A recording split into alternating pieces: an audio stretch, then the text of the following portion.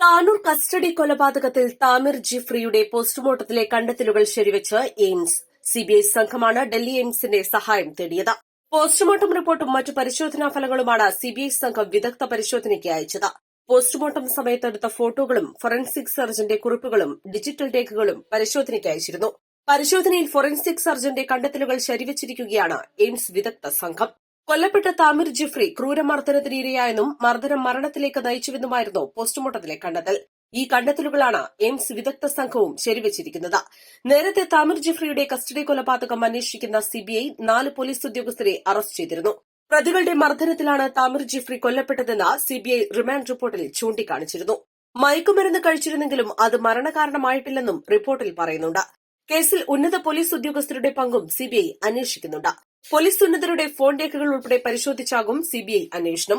മറ്റൊരു sub divisional പരിധിയിൽ നിന്നാണ് ഡാൻസ് ഓഫ് സംഘം താമിർ ജിഫ്രിയെ പിടികൂടിയത്. ഇത് അന്നത്തെ SP Sujith Das, DYSP V Benny എന്നിവരുടെ അനുമതിയില്ലാതെ കഴിയില്ല എന്നാണ് സിബിഐയുടെ നിഗമനം. 2023 ഓഗസ്റ്റ് 1 പോലീസ് കസ്റ്റഡിയിലിരിക്കെ താമിർ ജിഫ്രി കൊല്ലപ്പെട്ടത്. കുടുംബം നടത്തിയ നിയമ പോരാട്ടത്തിനൊടുവിലാണ് കേസ് സിബിഐ അന്വേഷിക്കുന്നത്. East Live, Tanur.